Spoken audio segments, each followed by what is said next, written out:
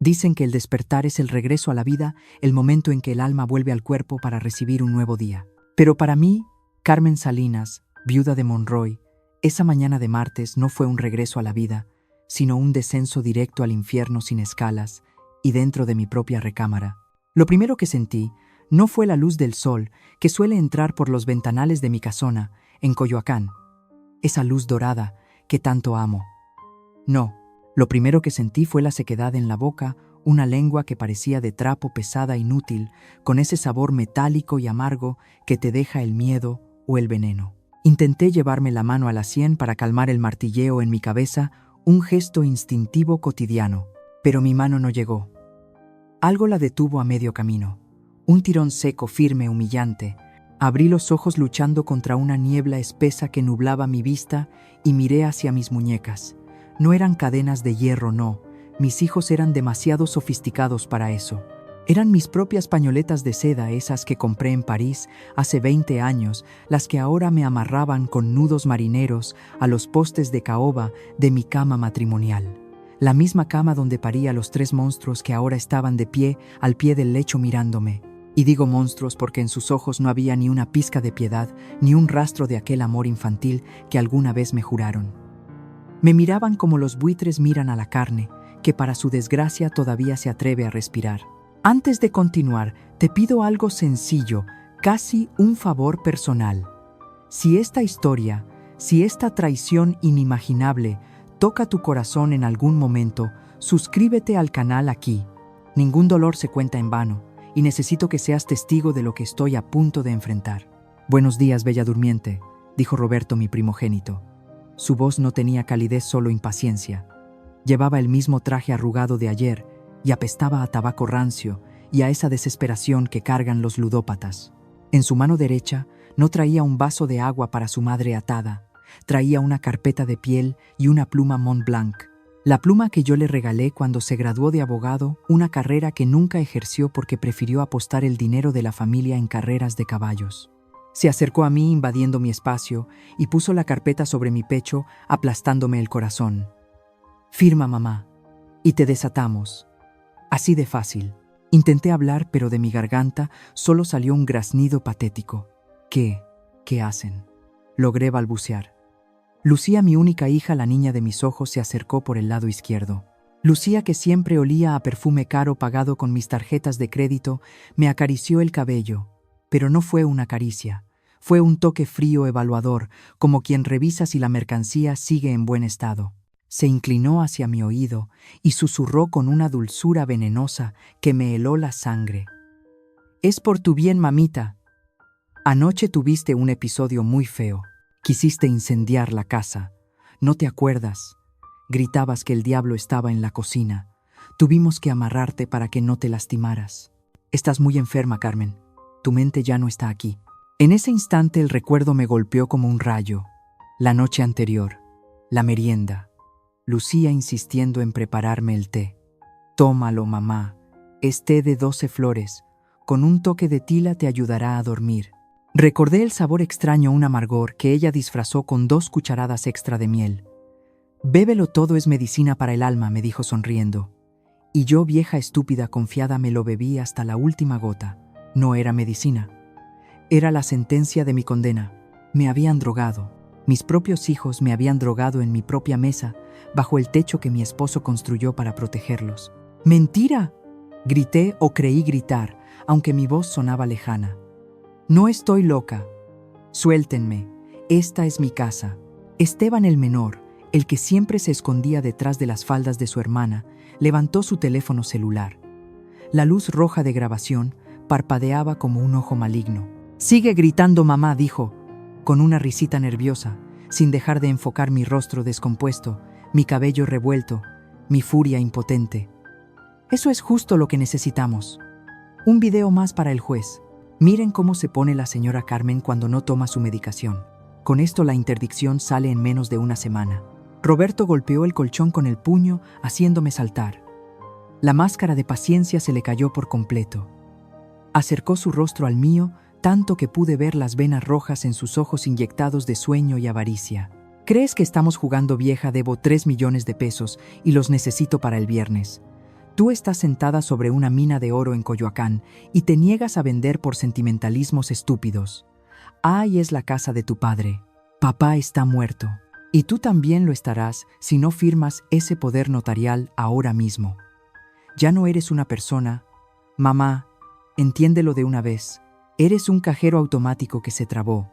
Y estamos a punto de romperlo a golpes para sacar lo que nos corresponde. Nunca escupí la palabra con toda la rabia que me quedaba sintiendo cómo las lágrimas de impotencia me quemaban las mejillas. Prefiero morir antes que dejarles mi patrimonio para que lo tiren en vicios.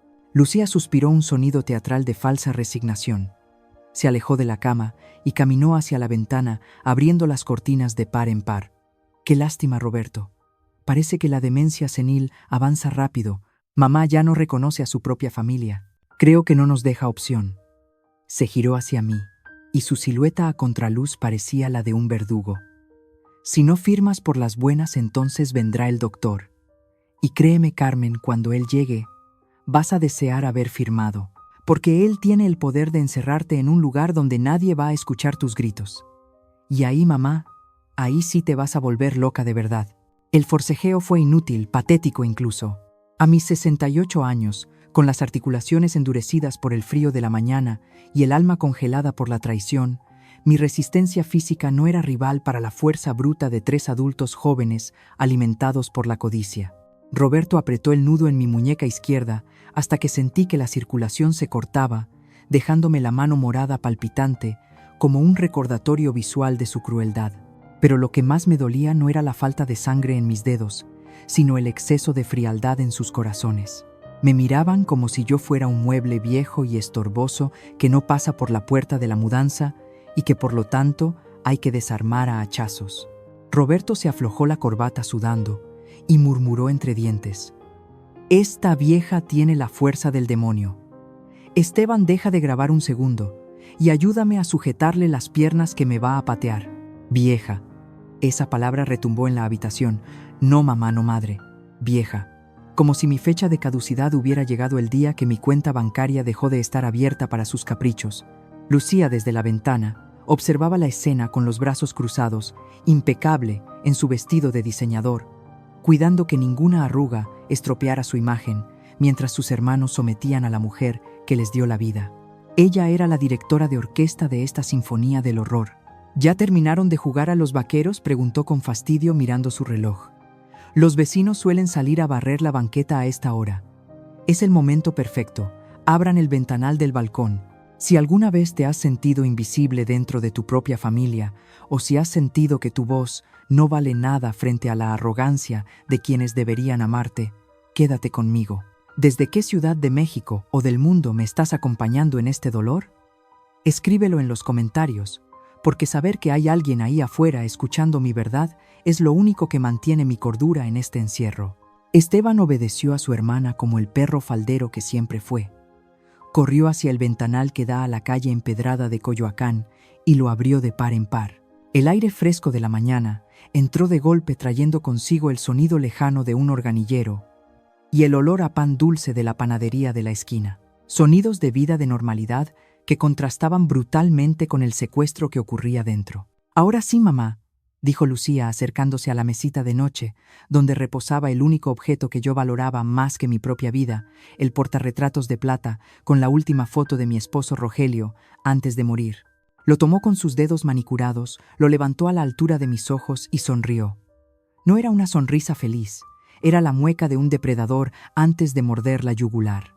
«No te atrevas, Lucía», grité, y esta vez mi voz salió ronca animal. «Deja eso en su lugar». Ella ladeó la cabeza fingiendo inocencia. Este pedazo de metal viejo, papá estaría tan decepcionado de verte así, mamá, tan desequilibrada». Y sin dejar de mirarme a los ojos, dejó caer el marco al suelo.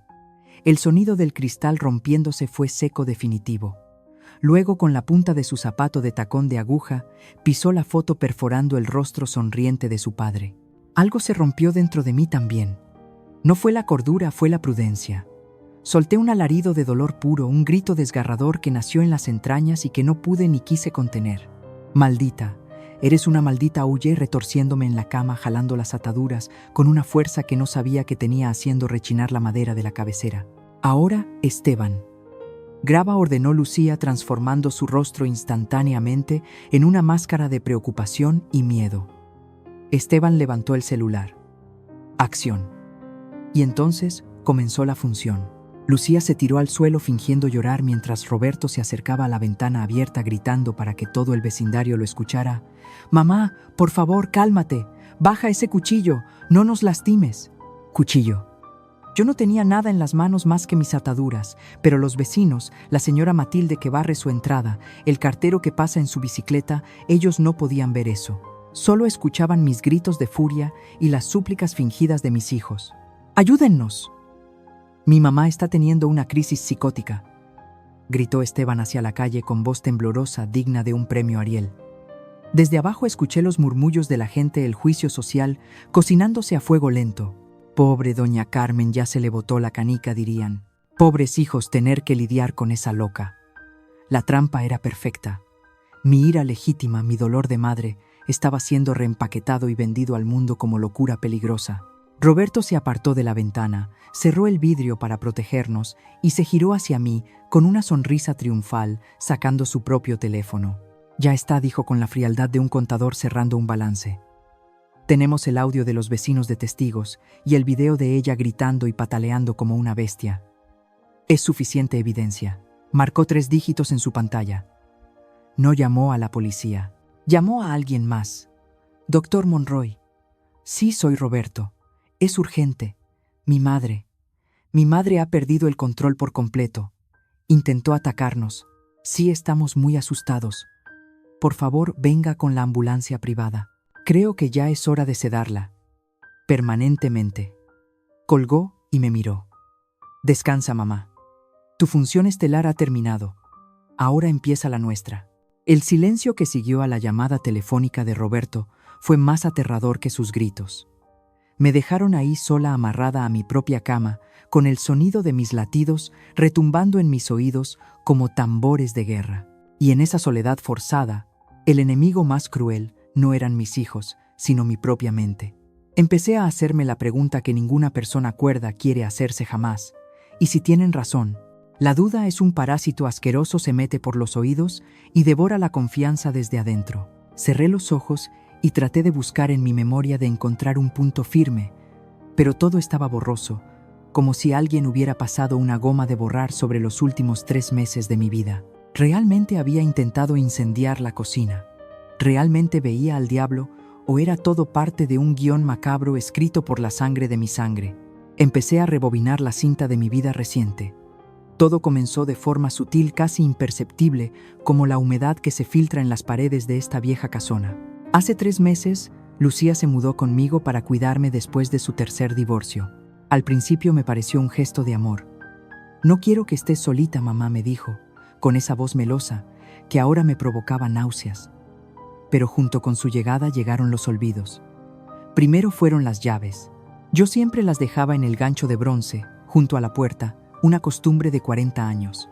Pero de repente aparecían en el refrigerador o en el cesto de la ropa sucia. «Ay, mamá», me decía Lucía con una sonrisa condescendiente, acariciándome la mano como a una niña tonta, «ya estás chocheando. Mira dónde pusiste las llaves otra vez. Te está fallando la azotea, viejita». Me mordí el labio hasta sentir el sabor a hierro de la sangre. Esa condescendencia, esa falsa lástima. Era la primera puñalada. Me hicieron dudar de mis propios hábitos, pero luego la tortura subió de nivel. Empecé a ver sombras, figuras que se movían por el pasillo en la madrugada. Cuando le contaba a Roberto o a Esteban, ellos se miraban entre sí con preocupación exagerada y me decían: «Mamá, aquí no hay nadie, estás alucinando. Deberíamos ver a un especialista». Me hicieron sentir pequeña, defectuosa, rota. Me convencieron de que mi cerebro, ese que había administrado las finanzas de esta familia durante décadas, se había convertido en una esponja seca e inútil. Gaslighting le llaman los psicólogos modernos, yo le llamo tortura. Tortura psicológica lenta y despiadada, diseñada para que la víctima misma pida clemencia o la muerte. Y entonces el recuerdo más claro y doloroso emergió de la niebla: el té. El maldito ritual del té de las 5 de la tarde. Lucía insistía en prepararlo ella misma. «Siéntate, reina, yo te consiento». Siempre era té de 12 flores con tila. Para tus nervios, mamá, andas muy alterada. Ahora atada como un animal podía casi saborearlo de nuevo. Ese dulzor empalagoso de la miel que no lograba ocultar del todo un regusto químico amargo que me adormecía la lengua. Cada vez que tomaba esa taza a los 20 minutos, el mundo se volvía lento. Mis párpados pesaban toneladas, mis piernas no respondían. Y era entonces cuando veía cosas. No era demencia. Dios mío, no era demencia, era droga. La revelación me golpeó el pecho con la fuerza de un mazo. Mis hijos esos, a los que amamanté, a los que curé las rodillas raspadas, me habían estado envenenando sistemáticamente.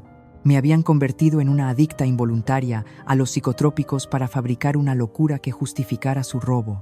Recordé una tarde hace 2 semanas cuando escuché a Esteban hablando por teléfono en el jardín.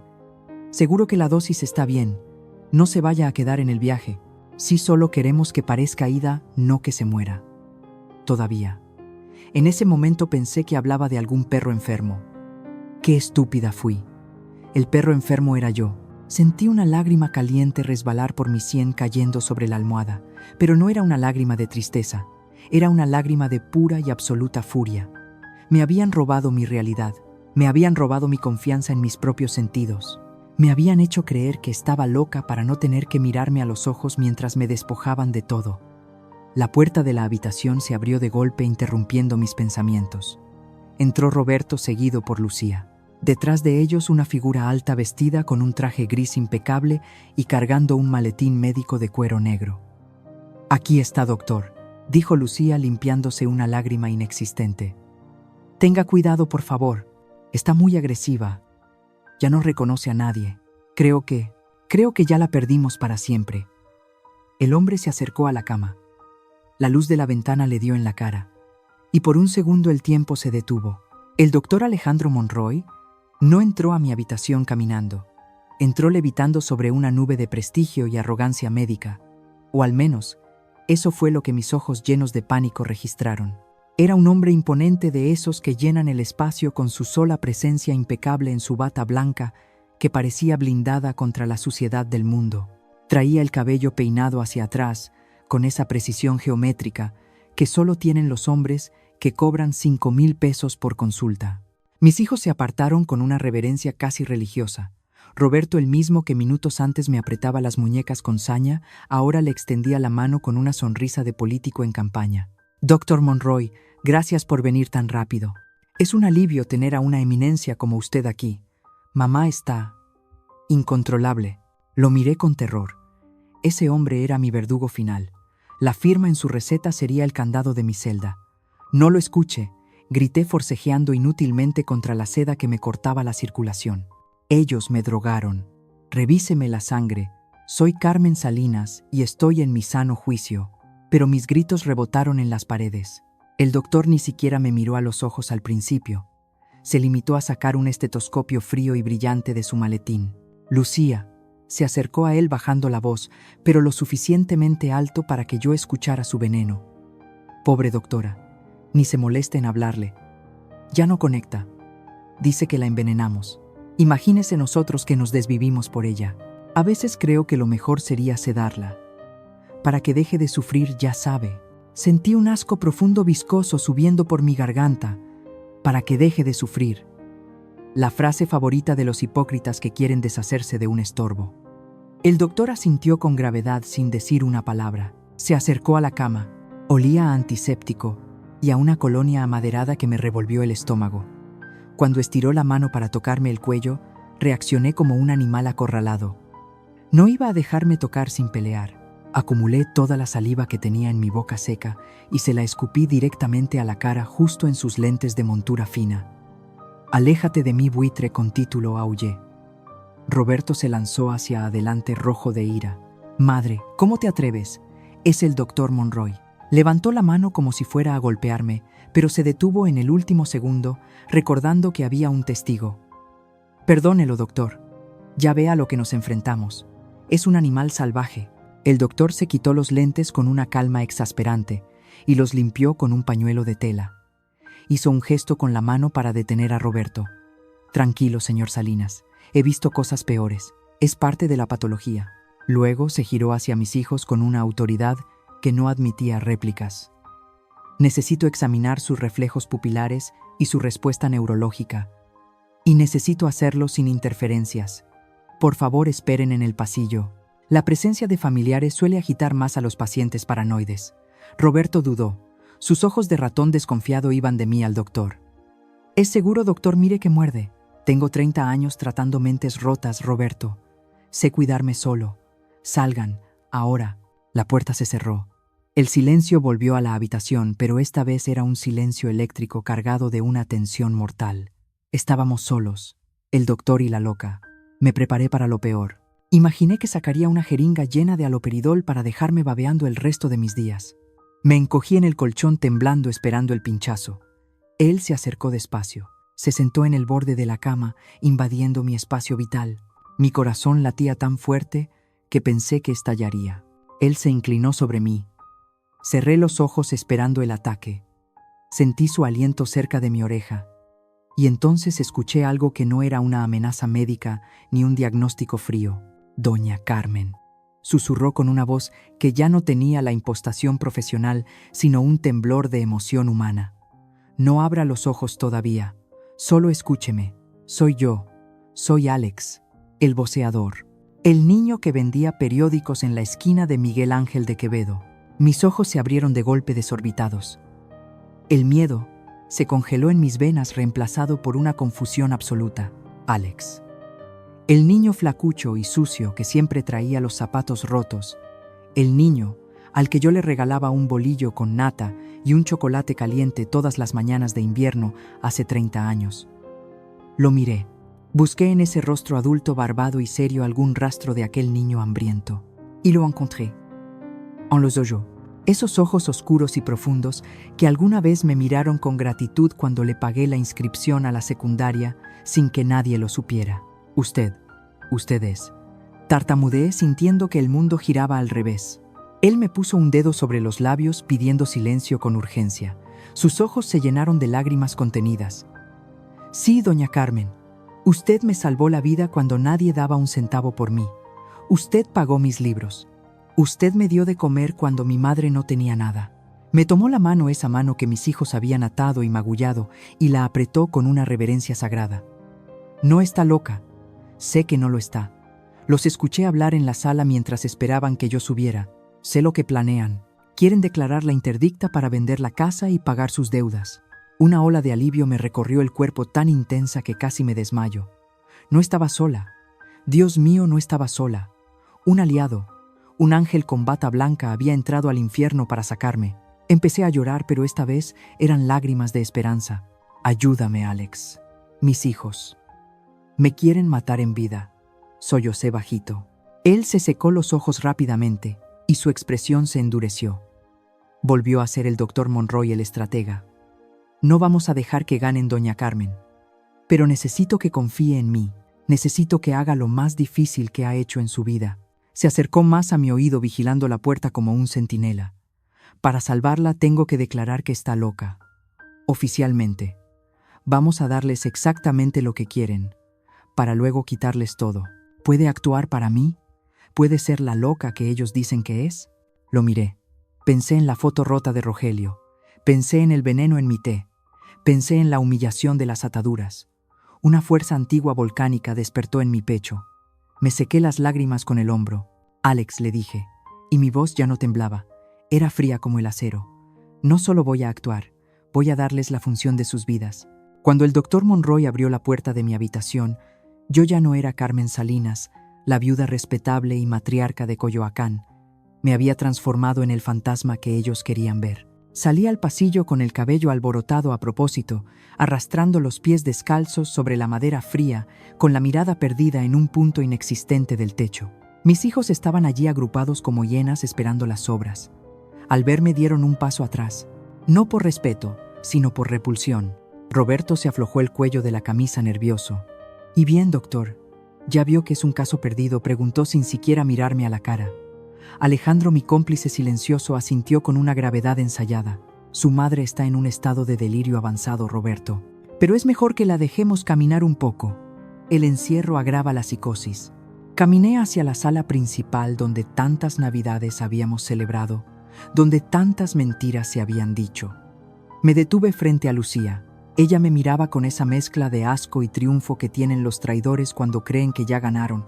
Me acerqué a ella invadiendo su espacio personal, oliendo su perfume caro que apestaba a culpa, y entonces solté el primer disparo de mi artillería. No grité, susurré. Con una voz infantil quebrada le acaricié la mejilla. «Ay, mira qué bonita estás. Te pareces tanto a esa mujer». «¿Cómo se llama?» «La esposa de tu jefe». «Sí, esa, a la que le robaste el marido en el hotel de Polanco el mes pasado». Lucía se puso pálida como un papel. Dio un salto hacia atrás chocando con la mesa de centro.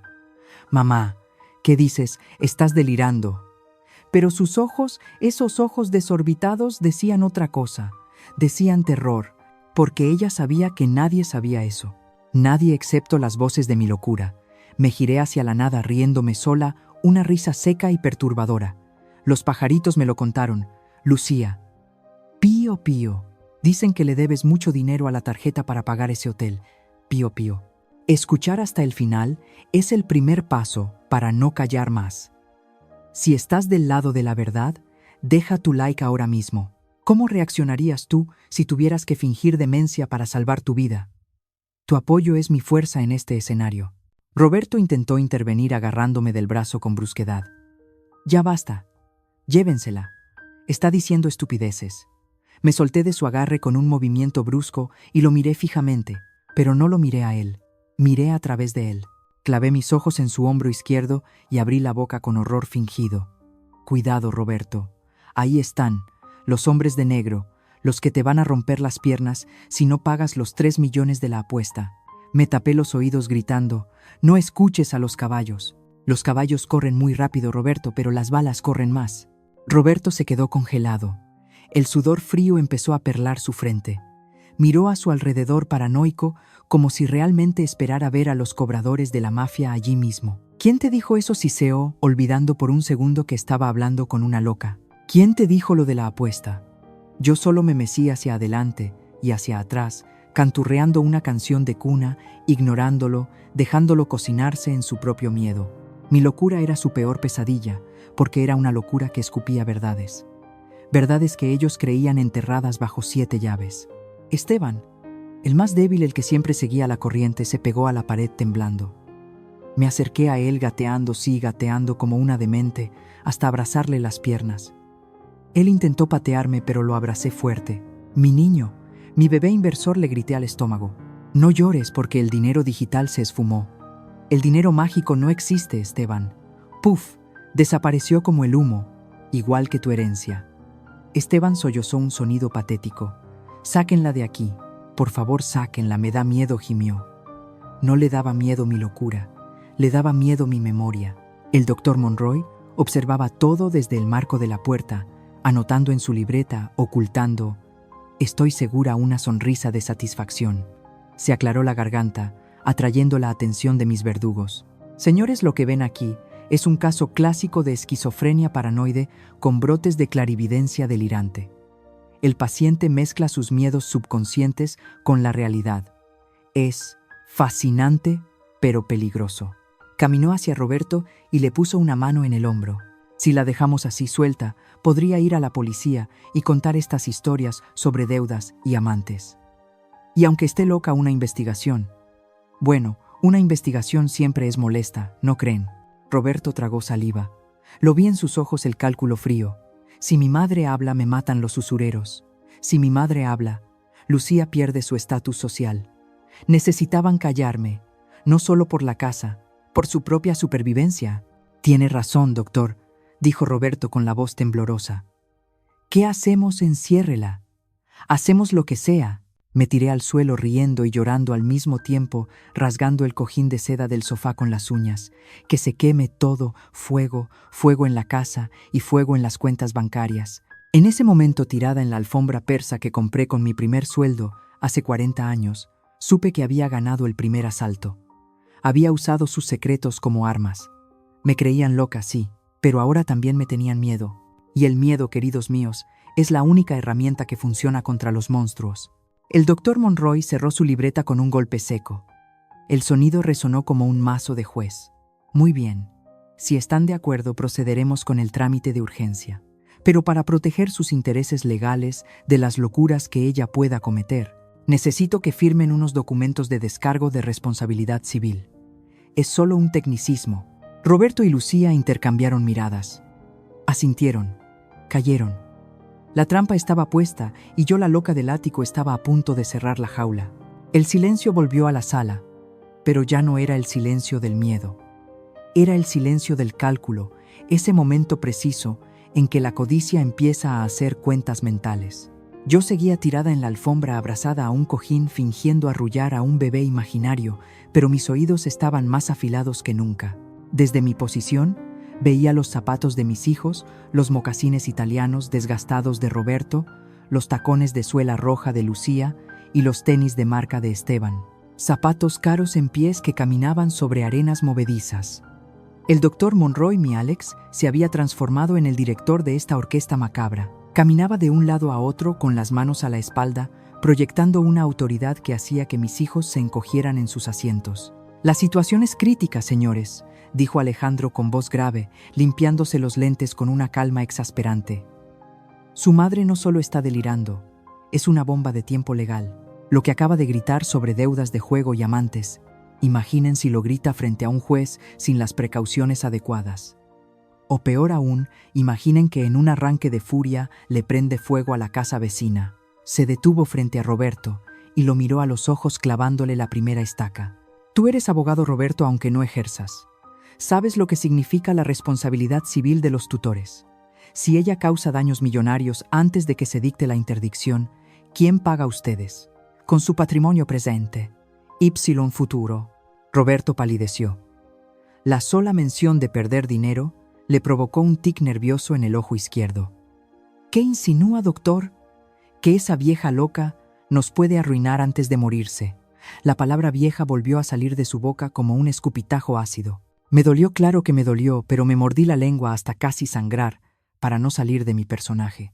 Seguí canturreando mi canción de cuna, mientras por dentro juraba que cada insulto se lo cobraría con intereses. Alejandro aprovechó el pánico de Roberto con la precisión de un cirujano. Exactamente. Y sus acreedores, Roberto, esos hombres de los que hablaba su madre, si se enteran de que usted es responsable legal de una mujer destructiva, embargarán cualquier bien a su nombre antes de que puedan vender esta casona. La casa quedará congelada en litigios por años. Lucía soltó un gemido ahogado. Para ella, esperar años significaba perder su estatus, su membresía en el club, su vida de fantasía. «No podemos esperar años. Necesito mi parte ya. Doctor, tiene que haber una solución. Ayúdenos, por Dios». Alejandro suspiró como si le costara mucho ofrecer la salvación a semejantes parásitos. Abrió su maletín y sacó una carpeta azul. «Existe un mecanismo. Es poco común pero efectivo. Se llama deslinde de responsabilidad patrimonial anticipada. Básicamente, ustedes firman un documento donde renuncian temporalmente a la administración y a los derechos directos sobre los bienes de su madre para evitar que cualquier daño que ella cause afecte sus propios historiales crediticios. Es un escudo. Ponemos los bienes en un limbo legal protegido hasta que yo consiga la sentencia de incapacidad total. Una vez que ella esté internada y declarada interdicta, el documento se anula y ustedes recuperan todo limpios de polvo y paja». Era una mentira brillante, un enredo de términos legales que sonaban a música celestial para los oídos de tres inútiles desesperados. Roberto, queriendo hacerse el listo, tomó el documento. «Renuncia temporal». A ver, sus ojos recorrieron las líneas rápidamente, demasiado rápido. La codicia lo cegaba. No estaba leyendo la letra chiquita, estaba contando los billetes que creía que iba a recibir. «¿Y esto nos protege de las demandas civiles si ella quema la casa?», preguntó. «Absolutamente», respondió Alejandro sin parpadear. «Es más, blinda la propiedad para que nadie, ni el banco ni el fisco, pueda tocarla mientras dure el juicio de interdicción. Es la única forma de asegurar que la herencia llegue intacta a sus manos». Esteban, que no entendía nada de leyes, pero sí de miedo, ya tenía la pluma en la mano. «Yo firmo. No quiero que me quiten lo poco que me queda por culpa de sus locuras». Y firmó, sin leer, sin pensar, solo reaccionando al miedo que le habíamos inyectado. Lucía fue la siguiente. «Dame eso», le arrebató la pluma a su hermano. Si esto garantiza que vendemos rápido, firmo donde sea. Rasgó el papel con su firma pomposa, esa que practicó 1000 veces para firmar vouchers en tiendas de lujo. Solo faltaba Roberto. Él dudó un segundo con la pluma suspendida sobre el papel. Me miró. Yo lo miré desde el suelo con los ojos vacíos y solté una risita infantil. Los caballos tienen hambre, Roberto. Ñam, ñam, ñam. Te van a comer los dedos. El terror a sus deudas fue más fuerte que su prudencia de abogado fracasado. Al diablo con esto, murmuró. Y firmó. En ese momento sentí que el aire de la habitación cambiaba. Ya no pesaba. Ahora era ligero, casi eléctrico. Mis hijos acababan de firmar un documento notariado que Alejandro había traído preparado, donde renunciaban voluntariamente a cualquier derecho sobre mis bienes bajo el pretexto de evitar cargas onerosas. No era un escudo, era una renuncia total disfrazada de protección. Habían caído en la trampa de su propia avaricia. Creen que se están protegiendo de mis deudas imaginarias, pero en realidad se están despojando de su futuro real. Perfecto, dijo Alejandro guardando la carpeta con una rapidez felina antes de que pudieran arrepentirse. Con esto el juez verá que ustedes son víctimas responsables que solo quieren proteger el patrimonio familiar. Mañana mismo presentaré el diagnóstico en el juzgado familiar. Preparen sus mejores trajes, señores. La función final será en la corte. Me levanté del suelo despacio, con la ayuda de Alejandro, que me sostuvo con una firmeza cálida humana. Mis hijos ni se inmutaron. Ya no me veían como su madre, ni siquiera como una persona. Me veían como un problema resuelto, un cheque al portador que acababan de endosar. Llévesela, doctor. Que le den sus pastillas. Nosotros tenemos que celebrar, dijo Lucía sacando una botella de champán del bar de mi difunto esposo. Los vi brindar. Brindaban por mi encierro. Brindaban por mi muerte en vida. No sabían que en realidad estaban brindando por su propia ruina. Y yo, Carmen Salinas, la loca de Coyoacán, sonreí por primera vez en semanas. Una sonrisa que oculté bajando la cabeza, porque si la hubieran visto, habrían sabido que el verdadero juicio no sería ante un juez de lo familiar, sino ante la justicia implacable de una madre que decidió dejar de ser víctima para convertirse en verdugo. El aire dentro del juzgado cuarto de lo familiar olía a cera vieja, a trámites estancados, y esa mañana en particular apestaba a hipocresía. Estaba sentada en el banquillo de los acusados, aunque técnicamente era una audiencia de tutela. Me sentía como una criminal esperando su sentencia de muerte. A mi derecha estaban ellos, mis 3 verdugos, Roberto, Lucía y Esteban. Vestían de negro riguroso, como si ya estuvieran guardando luto por mi memoria, aunque yo seguía respirando a 2 metros de distancia. Lucía llevaba un pañuelo de encaje que se llevaba a los ojos cada vez que el juez volteaba a verla, interpretando el papel de la hija abnegada y dolorida, con una maestría digna de una telenovela en horario estelar. Roberto, en cambio, revisaba su reloj cada 30 segundos. Probablemente estaba calculando cuánto tardaría en salir de ahí para ir a cobrar el cheque de la venta de mi casa. El juez, un hombre calvo con cara de pocos amigos y cansado de escuchar tragedias familiares, golpeó el mazo pidiendo orden. «Señor Roberto Salinas», dijo con voz monótona, «sostiene usted que su madre, la señora Carmen, es incapaz de gobernarse a sí misma y representa un peligro para su propio patrimonio y bienestar». Roberto se puso de pie, se alisó el saco y puso esa cara de perro apaleado que ensayó frente al espejo. «Sí, su señoría. Con todo el dolor de mi alma debo decir que mi madre ha perdido la razón. Quema cosas habla sola, ve demonios. Es insostenible». Se giró hacia mí y por un segundo su máscara cayó. Me guiñó un ojo y murmuró tan bajo que solo yo pude escucharlo, una frase que se me clavó en el hígado. «Despídete de tu palacio, vieja loca. Hoy duermes en el manicomio». Esa frase debió haberme roto. Debió haberme hecho gritar y confirmar mi locura ante todos, pero no lo hice. Apreté los puños bajo la mesa hasta que mis nudillos se pusieron blancos. «Paciencia, Carmen», me repetí. «Deja que suban alto para que la caída les rompa todos los huesos». El juez asintió aburrido. «Tienen pruebas». Esteban se apresuró a proyectar el video en la pantalla de la sala. Ahí estaba yo en pantalla gigante gritando, atada a la cama con los ojos desorbitados, aullando sobre caballos y deudas. La sala se llenó de murmullos de lástima. «Pobrecita», decían las secretarias. «Mira cómo está». Lucía soltó un sollozo sonoro perfectamente cronometrado. «Ya no pongan eso, por favor. Me parte el alma ver a mi mamita así». Sentí un fuego en el estómago. No era gastritis, era odio. Odio puro y cristalino. Ver mi humillación expuesta, ver cómo usaban mi dolor provocado para justificar su robo, fue la prueba más dura de mi vida.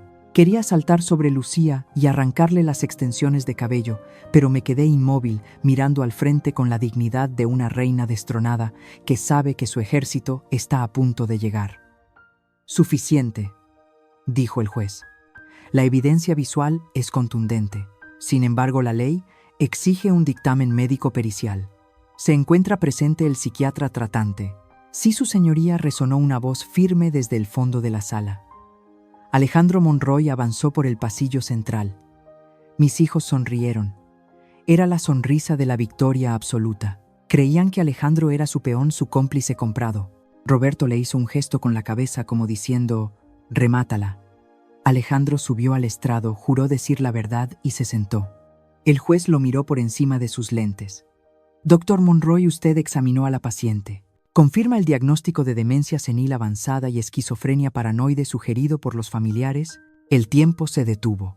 Escuché el zumbido del aire acondicionado. Escuché la respiración agitada de Esteban.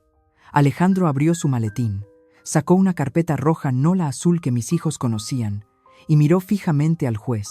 Luego giró la cabeza y miró a Roberto con una frialdad que borró la sonrisa de mi hijo de un plumazo. «No, su señoría», dijo Alejandro, y su voz retumbó como un cañonazo. «No puedo confirmar ese diagnóstico porque sería mentir ante un tribunal». Roberto se levantó de un salto. «¿Qué?». El juez golpeó el mazo. «Siéntese, prosiga, doctor». Alejandro sacó unos documentos con sellos de laboratorio. La señora Carmen Salinas no sufre de demencia. Lo que la señora presenta es un cuadro severo de intoxicación química inducida. En su sangre encontramos niveles letales de escopolamina y benzodiazepinas sintéticas administradas de forma externa y sistemática durante al menos 3 meses. Levantó los papeles para que todos los vieran. «Su señoría, esta mujer no está loca. Está siendo envenenada». El silencio en la sala se rompió como un cristal. Fue un estallido. Roberto se puso blanco como el papel, su boca se abría y cerraba sin emitir sonido como un pez fuera del agua. Lucía dejó de llorar instantáneamente, sus ojos llenos de terror puro. Esteban empezó a temblar. El juez frunció el ceño, su expresión de aburrimiento transformada en una furia contenida. «Envenenada», repitió el juez mirando a mis hijos no como a víctimas, sino como a sospechosos. «¿Está usted diciendo, doctor, que la familia la drogaba para simular locura? Los resultados toxicológicos son irrefutables». «Señoría», continuó Alejandro implacable, y curiosamente los picos de intoxicación coinciden con las fechas en que se grabaron estos videos y se firmaron ciertos documentos legales. Roberto intentó hablar tartamudeando, sudando a mares. Eso es mentira. Ese doctor es un fraude. Mi madre está loca. Mírenla». Fue entonces cuando lo hice. Me levanté, despacio, sin ayuda. Ya no temblaba, ya no miraba al suelo. Me alisé el vestido, levanté la barbilla y miré al juez directamente a los ojos con una lucidez que cortaba el aire. «No estoy loca, señoría», dije con voz clara y potente. «Pero sí estuve ciega. Ciega de amor por 3 delincuentes que tengo la desgracia de llamar hijos». La sala del juzgado se había convertido en un congelador. Mis palabras, «No estoy loca, pero estuve ciega», quedaron suspendidas en el aire como una sentencia bíblica. Roberto, con la cara desfigurada por el pánico, intentó una última y desesperada maniobra. Se abalanzó hacia la barandilla, señalándome con un dedo tembloroso, gritando con la voz de quien ve cómo su castillo de naipes se derrumba ante un soplo de verdad. «Miente, es una actriz. Todo esto es parte de su delirio de persecución. Señor juez, esa mujer es una manipuladora experta. Mire cómo nos engañó a todos». Su grito era patético, el sonido de una rata acorralada que ya siente los dientes del gato en el cuello. El juez, harto del circo, golpeó el mazo con una fuerza que hizo saltar el polvo del escritorio. «Silencio». Una palabra más, abogado Salinas, y lo mandó arrestar por desacato. La evidencia toxicológica es grave, muy grave. Pero antes de dictar medidas cautelares contra ustedes por presunto intento de homicidio, quiero escuchar a la señora. Me giré hacia el juez. Ya no era la viejita asustada. Era la matriarca que había levantado un imperio inmobiliario de la nada. «Gracias, señoría». Mis hijos tienen razón.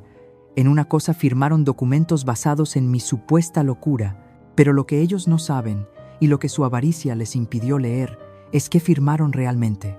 Hice una señal a Alejandro. Mi aliado, mi ángel vengador con bata blanca, sacó la carpeta azul, la misma que habían firmado en mi sala, creyendo que era su salvación, y se la entregó al secretario del juzgado. «¿Prueba ve, su señoría?», dijo Alejandro con una calma letal. El documento de deslinde de responsabilidad patrimonial que los 3 acusados firmaron voluntariamente ante notario ayer por la tarde. Roberto soltó una carcajada nerviosa histérica. «Ja, eso es nuestra protección. Ese papel prueba que somos responsables.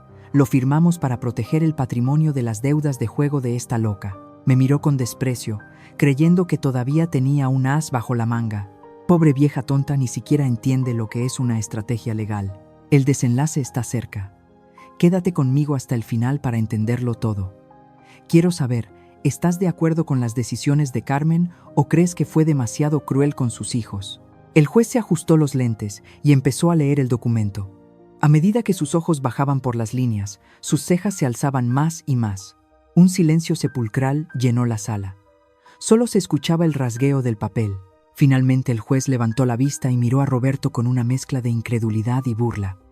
«Abogado Salinas, usted leyó la cláusula tercera de este contrato antes de firmarlo». Roberto frunció el ceño confundido. «Claro. Bueno, fue rápido. Era una emergencia. Decía que renunciábamos a la administración temporal». No lo cortó el juez con voz tajante.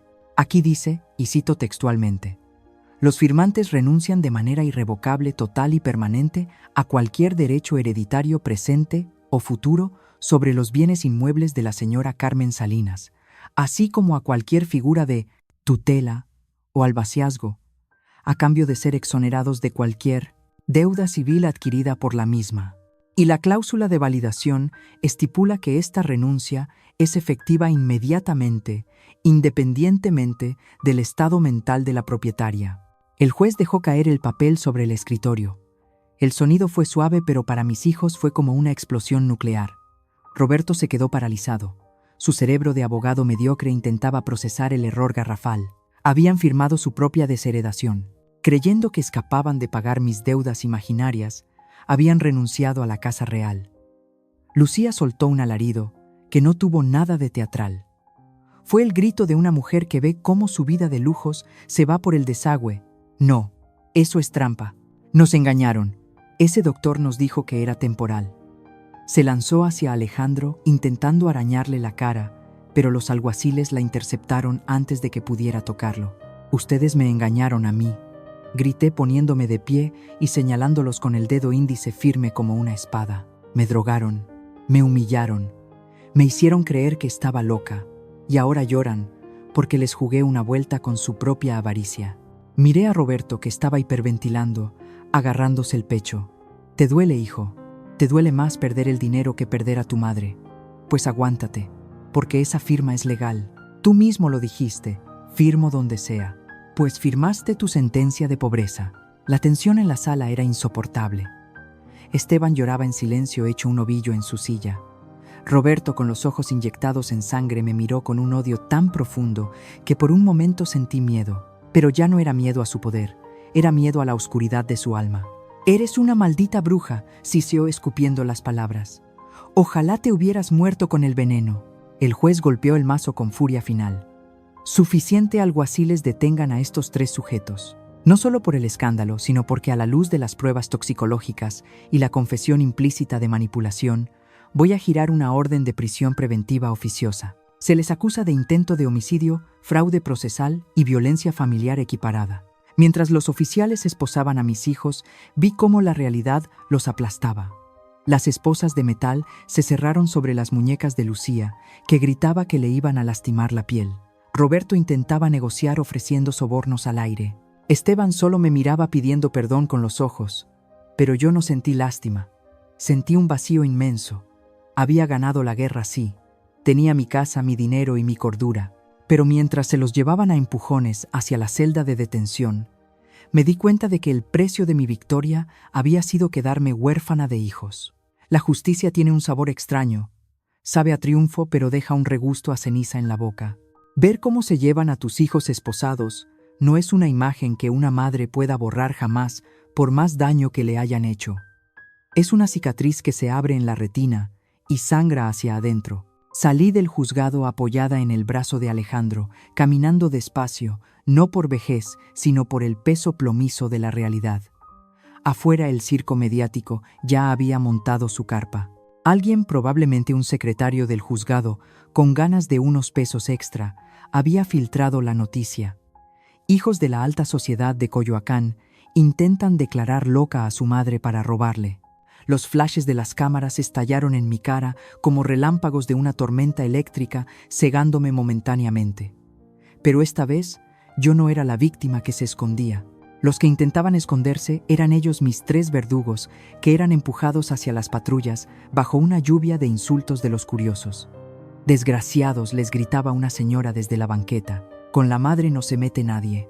Lucía, que siempre vivió para las cámaras y los likes de Instagram, ahora se cubría el rostro con ese pañuelo de encaje que minutos antes usaba para fingir llanto.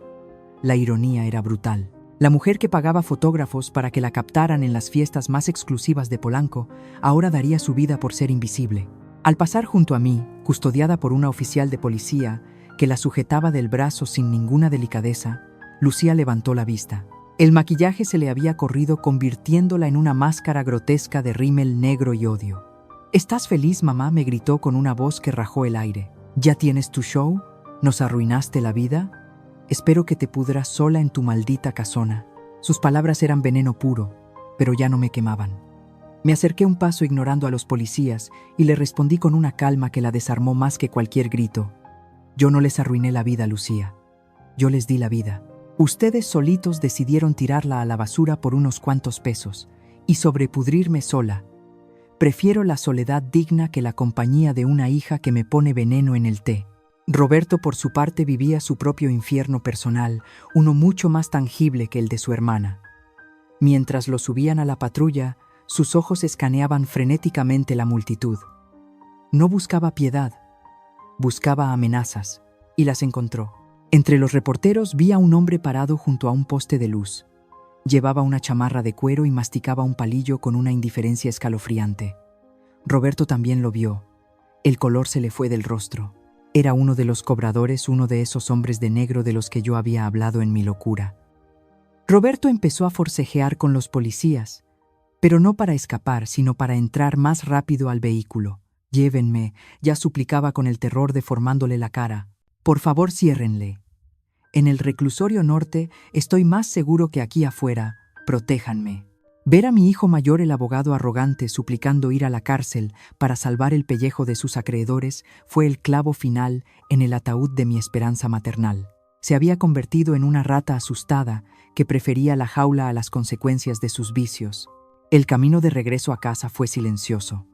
Alejandro conducía mi camioneta respetando mi duelo, porque eso era un duelo. No había nadie muerto físicamente, pero mis hijos, los niños que yo recordaba, habían muerto esa tarde en el juzgado. Al llegar a Coyoacán, la casa me recibió con una quietud sepulcral. Ya no estaba Lucía dando órdenes a las sirvientas. Ya no estaba Esteban jugando videojuegos a todo volumen. Ya no estaba Roberto fumando en la terraza. Entré a la sala, ese escenario donde se había representado la farsa de mi demencia, y sentí que el aire estaba viciado. «Hay que limpiar, Alejandro», dije tocando el piano lleno de polvo. «Hay que sacar todo. La ropa de Lucía, las consolas de Esteban, las botellas de Roberto.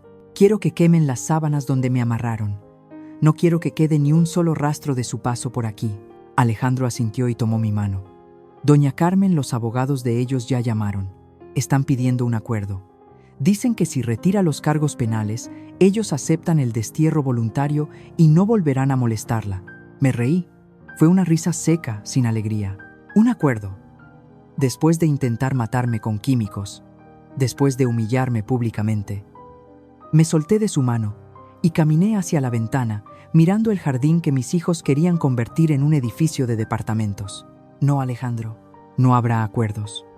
El perdón es asunto de Dios. El mío es asunto de la ley. Que se queden en la cárcel el tiempo que el juez decida.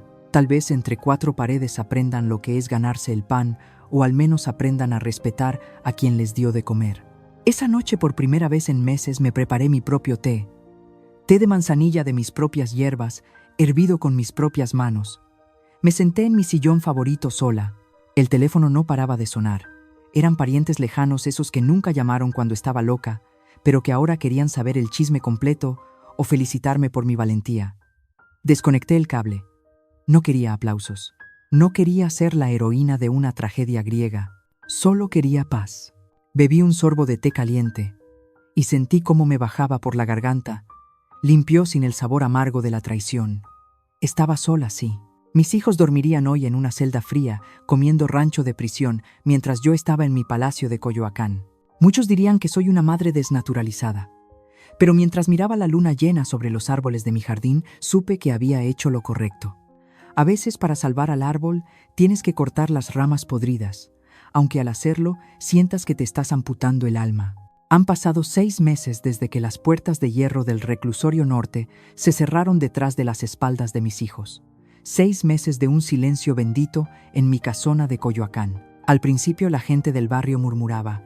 Las vecinas persignadas cruzaban la calle al verme, como si la tragedia fuera contagiosa, o como si tener el valor de denunciar a tu propia sangre fuera un pecado más grave que intentar matar a tu madre. Pero con el tiempo, los chismes se apagaron igual que se apaga una vela cuando se le acaba la cera sucia. Hoy el jardín huele a jazmín y a tierra mojada, no a conspiración. Estoy sentada en la misma terraza donde Lucía solía planear sus fiestas exclusivas, pero ahora la silla frente a mí no está vacía ni ocupada por un buitre esperando mi muerte.